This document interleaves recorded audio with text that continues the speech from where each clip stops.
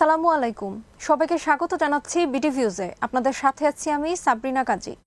একথা এখন বিশ্বের সবাই জানেন যে ভারতের প্রধানমন্ত্রী নরেন্দ্র মোদী তার দেশকে একটি হিন্দুত্ববাদী রাষ্ট্রে পরিণত করেছেন।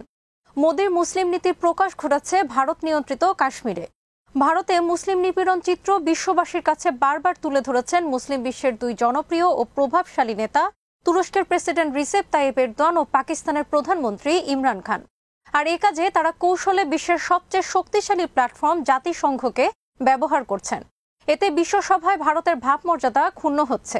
আজ আমরা জানাবো এরদোয়ান ইমরান কেন জাতিসংঘে বারবার কাশ্মীর প্রসঙ্গ তুলে ধরছেন।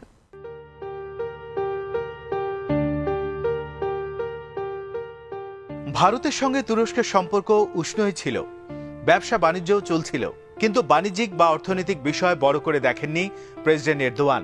ভারতে মুসলিম নিপীড়ন ও কাশ্মীরে ভারতের অবৈধ দখলদারিত্ব নিয়ে তিনি সোচ্চার হয়েছেন। এরদোয়ানের কণ্ঠে তাই বারবার উঠে আসছে ভারতে মুসলিম নিপীড়নের কথা। এবারে জাতিসংঘের সাধারণ অধিবেশনে ভাষণে এরদোয়ান বলেছেন, কাশ্মীর ইস্যু দক্ষিণ এশিয়ার শান্তির মূল চাবিকাঠি। জম্মু কাশ্মীরের বিশেষ মর্যাদা বিলুপ্তির পর যেসব পদক্ষেপ নেওয়া হয়েছে তা এ সংকটকে আরও জটিল করবে। এরদোয়ান বলেন, দক্ষিণ এশিয়ার শান্তি ও স্থিতাবস্থা বজায় রাখতে হলে কাশ্মীর সংকটের সমাধান করতে হবে। এটিও এখন একটি জ্বলন্ত সমস্যা। জাতিসংঘের প্রস্তাব ও কাশ্মীরের মানুষের প্রত্যাশা মেনে এই সংকটের সমাধান করতে হবে।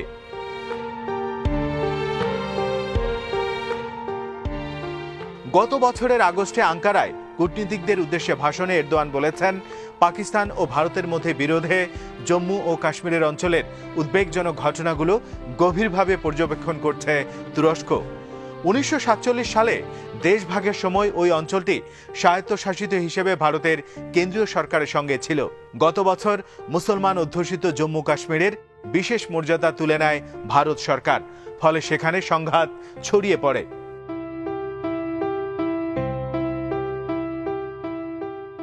চলতি বছরের শুরুতে ঘনিষ্ঠ মিত্র দেশ পাকিস্তানের পার্লামেন্টে ভাষণ দিতে গিয়েও কাশ্মীরের প্রতি নিঃশর্ত সমর্থন জানিয়েছিলেন এরদোয়ান। তিনি কাশ্মীর পরিস্থিতিকে প্রথম বিশ্বযুদ্ধের সময় অটোমান সাম্রাজ্যের সঙ্গে মিত্রশক্তির গাল্লিপল্লির যুদ্ধের সঙ্গে তুলনা করেছিলেন।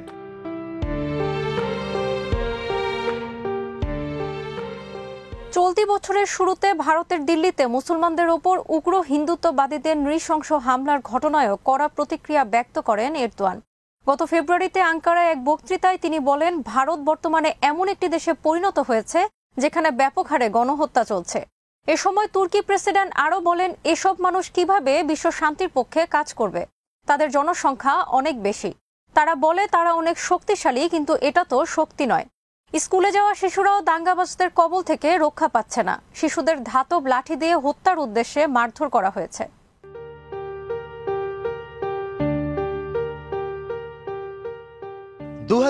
সালের শুরুতে এরদোয়ান রাষ্ট্রীয় সফরে ভারতে আসেন। দিল্লিতে আসার ঠিক আগে একটি ভারতীয় চ্যানেলকে সাক্ষাৎকারে তিনি কাশ্মীর প্রসঙ্গে যা বলেছেন তা ভারতের কাছে একেবারেই প্রত্যাশিত ছিল না। সাক্ষাৎকারে এরদোয়ান বলেন, কাশ্মীরের এই রক্তপাত আমরা চলতে দিতে পারি না। চিরতরে এই সংকটের সমাধানের জন্য আমরা বহুপাক্ষিক একটা সংলাপের সূচনা করতে পারি। তাতে তুরস্ক জড়িত হতে পারে, আর এতে ভারত পাকিস্তান উভয়েরই লাভ হবে। এরদোয়ান বলেন, আমার প্রিয় বন্ধু প্রধানমন্ত্রী নওয়াজ শরীফের সঙ্গে বিষয়টা নিয়েও আমার অনেক দিন ধরেই কথাবার্তা হচ্ছে। আমি খুব ভালো করে জানি তার সদিচ্ছা আছে। তিনি ব্যক্তিগতভাবে চান এই সমস্যার স্থায়ী সমাধান হোক। তখন পাকিস্তানে ক্ষমতায় ছিলেন নওয়াজ শরীফ।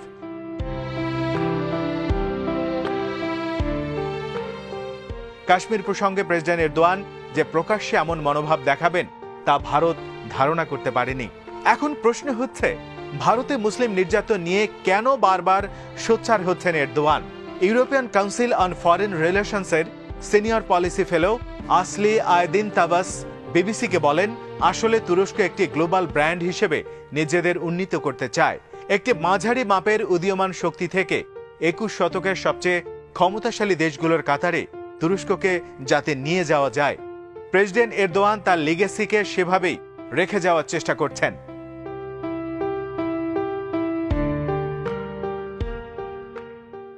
এরদোয়ানের মতোই বিশ্বমঞ্চে ভারতকে নাস্তানাবুদ করে চলছেন পাকিস্তানের প্রধানমন্ত্রী ইমরান খান।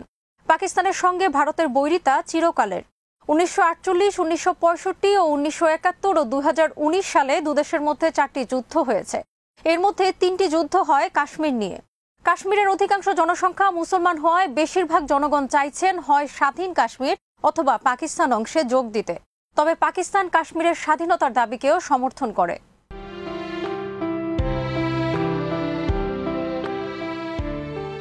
গত বছর জাতিসংঘে পাকিস্তানের প্রধানমন্ত্রী ইমরান খানের এক ঐতিহাসিক ভাষণের অংশ জুড়ে ছিল কাশ্মীর ইস্যু।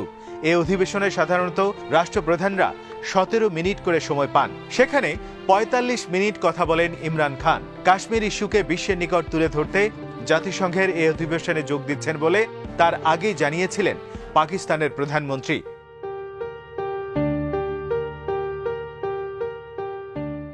এবারও জাতিসংঘের সাধারণ অধিবেশনে রেকর্ড করা বক্তব্যে কাশ্মীর ইস্যু ও ভারতের ইসলামোফোবিয়ার দিকগুলো তুলে ধরেন ইমরান খান। ভারতীয় মিডিয়ায় অভিযোগ করা হয় ইমরান খান ইসলাম কার্ড খেলছেন।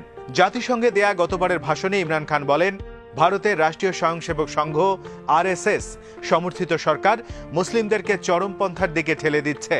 বছরের পর বছর ধরে জুলুম নির্যাতনের শিকার কাশ্মীরিরা উগ্রবাদে উদ্বুদ্ধ হতে পারে এবং পুলওয়ামা হামলার মতো ঘটনা আরও ঘটতে পারে।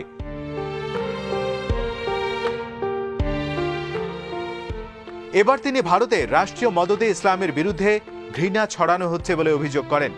ভারতের 20 লাখ মুসলমান হুমকির মুখে রয়েছে, তারা সমান নাগরিক অধিকার থেকে বঞ্চিত হচ্ছে বলে অভিযোগ করেন।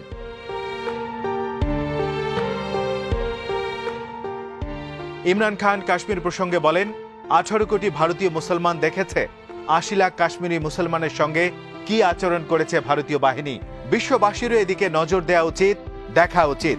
সময় ফুরিয়ে যাওয়ার আগেই বিশ্ববাসীর এ নিয়ে সরব হওয়া দরকার। ইমরান বলেন, কাশ্মীরকে বিশেষ মর্যাদা দেয়া সংবিধানের 370 বিশেষ ধারা তারা বাতিল করেছে। সেনা সমাবেশ করে দমন নীতি চলছে।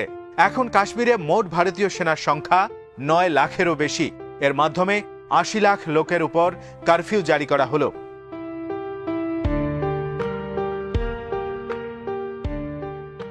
ভারতের প্রধানমন্ত্রী নরেন্দ্র মোদীর সমালোচনা করে তিনি বলেন, একজন লোক কিভাবে এটা করতে পারে এটা বোঝার জন্য আপনাকে জানতে হবে RSS সম্পর্কে।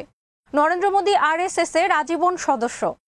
RSS এমন একটি সংগঠন যেটি অ্যাডলফ হিটলার এবং মুসোলিনির আদর্শে অনুপ্রাণিত।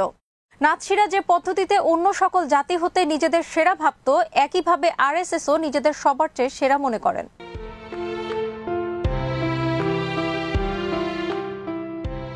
ইমরান খান জাতিসংঘে দেয়া দুবারের ভাষণে বলেন, RSS ভারত থেকে মুসলমানদের জাতিগত নিধনে বিশ্বাসী। RSS হিন্দুত্ববাদের জাতিগত শ্রেষ্ঠত্বে বিশ্বাসী। তারা মুসলিম ও খ্রিস্টানদের বিরুদ্ধে ঘৃণা ছড়ায়।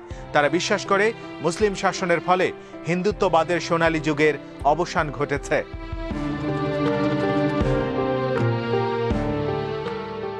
তিনি বলেন, গুগল করে আপনি জানতে পারবেন RSS এর প্রতিষ্ঠাতা গোলকাওয়ার এই ঘৃণার আদর্শে 1948 সালে হত্যা করেছে ভারতের অবিসংবাদিত নেতা মহাত্মা গান্ধীকে।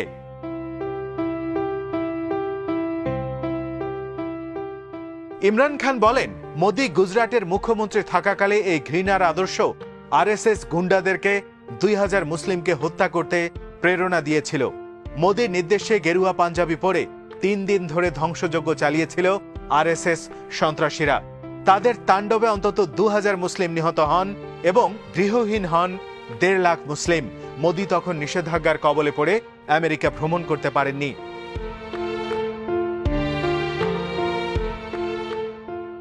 ইমরান খান তার ভাষণে বলেন, গত 30 বছরে কাশ্মীরে 1 লাখ নাগরিক নিহত হয়েছে, 11,000 নারী ধর্ষিত হয়েছে।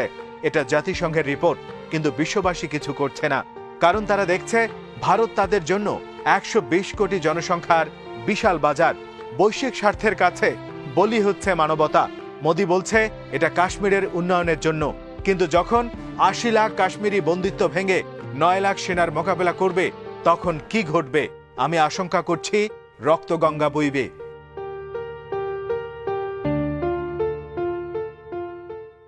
অনেক বিশ্লেষক মনে করেন রিসেপ তাইয়েপ এরদোয়ান মুসলিম বিশ্বের নেতৃত্বের শূন্যতার জায়গাটি পূরণ করতে চান। এজন্য মুসলিম বিশ্বের সবচেয়ে দুটি পুরনো সমস্যা ফিলিস্তিন ও কাশ্মীর সমস্যার ব্যাপারে তিনি সোচ্চার। অপরদিকে ইমরান খানকে তিনি পাশে পেতে চান। ফলে পাকিস্তানের সাথে তুরস্কের কৌশলগত সম্পর্ক প্রতিষ্ঠিত হয়েছে। জাতিসংঘে দুই নেতার ভাষণে তার প্রতিফলন ঘটছে।